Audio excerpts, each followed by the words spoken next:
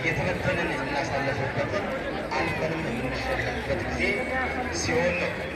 ባሳለፍነው ወር በወረዳችን ውስጥ በሚገኘው በካሊ መስጊድ ሙሉ ወሩን በጎ ፈቃደኛ የእምነቱ ተከታዮች በየዕለቱ አፍጢር በማዘጋጀት በጋራ በአንድነት በሚያጠናክር ወጣቶች በጎ ፈቃደኞች አስተባባሪ